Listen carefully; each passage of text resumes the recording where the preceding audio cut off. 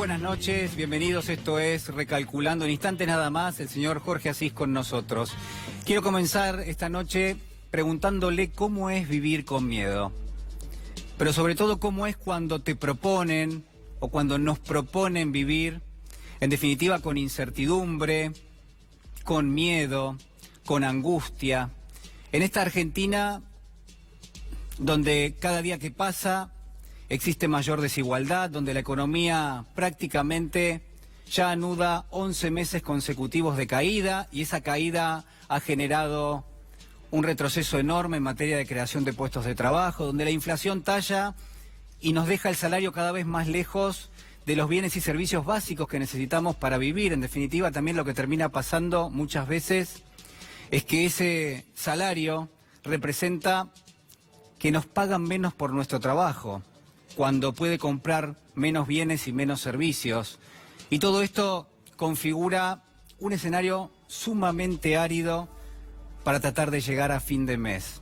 Quiero consultarle y en todo caso proponerle que pensemos juntos si no hay mecanismos, si no hay ideas, si no hay fuerzas que están entre nosotros, que quizás no son tan perceptibles, pero que sin ninguna duda están, y que nos reflejan ese miedo, ese temor, esa incertidumbre que se ha hecho un lugar y con la cual se supone que tenemos que convivir. Al menos esto es lo que está planteado, que forme parte de una especie de sentido común. Ese miedo, ese temor, está entre nosotros y convive sin ninguna duda con nosotros. Claro, ¿cuál es la respuesta que tenemos frente a eso? Sobre todo aquellos que trabajamos día a día, y me incluyo, porque somos los que vivimos del salario, y es la inmensa mayoría de todos nosotros, que lo usamos para sostener a nuestra familia, que lo usamos para construir nuestros sueños, nuestras proyecciones. Pero ¿qué pasa cuando todo eso empieza a desmoronarse? ¿Qué le cabe a aquellos que han perdido ya su trabajo, que observan quizás con desazón que esta Argentina cada vez les da menor cantidad de posibilidades? ¿Cómo respondemos a eso? Mire, intuitivamente a veces la solución es trabajar más. Cuando las limitaciones empiezan a formar parte de nuestro día a día, trabajamos más para compensar aquello que es lo que no nos alcanza, o también lo que uno puede hacer es recortar los gastos, ponerse límites en esos consumos que tiene nuestra familia, pero al mismo tiempo atención, y lo decíamos la semana pasada, porque no falta quienes se echan la culpa y dicen, bueno, la realidad es que me va mal porque yo no estoy a la altura de las circunstancias. Esto que ha dicho el gobierno, que se supone que tenemos que tomar como una verdad. Y por otro lado, algo que también ha dicho el gobierno es que se supone también que tuvimos una fiesta y que ahora estamos pagando esa fiesta. La pregunta es, ¿fiesta dónde? ¿Y cómo? ¿Y por qué? ¿Y realmente hubo una fiesta? Y si la hubo, ¿quiénes fueron los que formaron parte de ella? Son las preguntas que caben, pero quizás lo más peligroso es naturalizar esto. Naturalizar, tomarlo como parte de un sentido común, este miedo, esta incertidumbre que va tallando en nuestro día a día. Mire, formamos parte de una sociedad y eso quiere decir que hay un pacto social entre todos nosotros, y ese pacto social es lo que le da forma, lo que le ha dado forma en algún momento a cuestiones que tienen que ver con la república, con la democracia, a elegir a nuestras propias autoridades, a poner a alguien en la Casa Rosada y que sea esa persona la que designe a sus ayudantes, a sus funcionarios, a los ministros, a los directores, y que ellos toman las decisiones porque uno delega poder en ellos. Eso entre tantas otras cosas que hacemos cuando renovamos permanentemente a través de la cultura este pacto social. Por eso es, creo yo, lógico que cuando aparecen las dificultades, cuando estamos en crisis, cuando observamos que quienes están a nuestro alrededor también están afrontando una situación crítica, miremos para la Casa Rosada, miremos a quienes toman las decisiones y les pidamos nada más y nada menos que nos expliquen qué es lo que nos está pasando. Pero ¿qué ocurre cuando eso no ocurre? ¿Qué sucede cuando lo único que obtenemos son miradas de indiferencia, cuando nadie se pone en la piel de aquel que toma las decisiones, o desde el gobierno son sencillos analistas de la realidad, pero no se hacen responsables? Y acá quiero plantearle que muchas veces el gobierno actúa en forma indolente, en forma indiferente, que siembra ese miedo, esa incertidumbre, que actúa con levedad. Y Le traigo esta noche una historia que habla de la levedad, de la indiferencia y del miedo y de la incertidumbre, por supuesto, que escribió un autor checo que se llama Milan Kundera. Se llama La insoportable levedad del ser. Y lo que va a hacer con nosotros es aproximarnos a un mundo donde va a situar a cada una de las personas en el marco de una sociedad, donde va a describir también cómo son las relaciones que tenemos día a día, no solamente las relaciones con aquel que tenemos al lado, que forma parte de nuestra pareja, sino también con los hijos, con los amigos, con los conocidos, cómo son las relaciones sociales que nos envuelven, cómo es ese capital social puesto al servicio, sobre todo de aquellos que menos tienen, de los más vulnerables.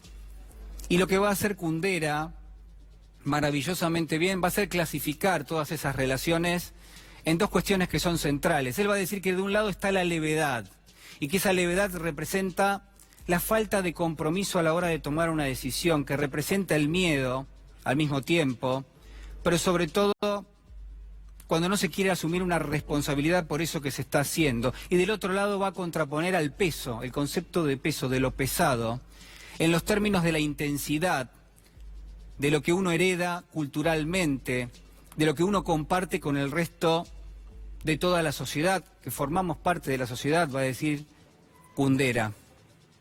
Y la historia es sumamente sencilla y al mismo tiempo es algo compleja. A ver, porque hay un personaje central que se llama Tomás, que es cirujano, que está emprendiendo una especie de segundo matrimonio, está divorciado de su primera mujer, ha tenido un hijo, pero lo que va a llevar la historia adelante van a ser las infidelidades que Tomás va a cometer contra su segunda mujer, que se llama Teresa. Y hay algunas cuestiones que son centrales. Por ejemplo, él va a decir que su verdadero amor es Teresa, pero que no puede evitar serle infiel. Al mismo tiempo, Kundera va a empezar a tejer una cuestión relativamente narrativa en torno a las otras relaciones que tiene Tomás, porque hay un hijo de su primer matrimonio con el cual hace mucho tiempo que no se ve.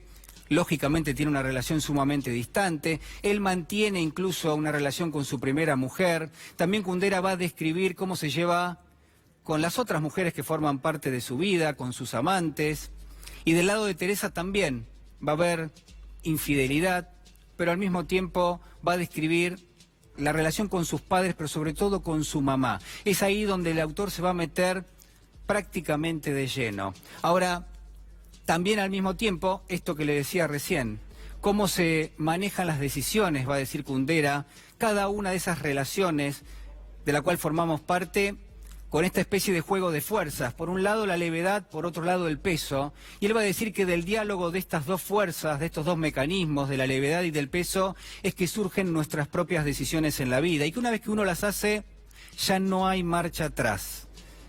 Y esta es quizás la clave con la que yo quiero hoy arrancar el programa. La levedad y el peso. Y preguntarle si acaso, tal y como hace Kundera en esta historia, en la insoportable levedad del ser, ¿no se plantea también cierta cuestión de resistencia cuando esa levedad no solamente está planteada en las relaciones que mantenemos con quienes están a nuestro alrededor, sino también con aquellos que tienen poder sobre nosotros, que tienen poder político, que toman definiciones que cambian directamente nuestra vida? ¿Qué hacemos cuando esa incertidumbre, ese miedo, son producto de las decisiones que toma el poder y esas decisiones están ancladas directamente en una cuestión frívola, en una cuestión leve, en una cuestión de levedad? Esto es lo que plantea Kundera y esto es lo que yo quiero plantearle esta noche.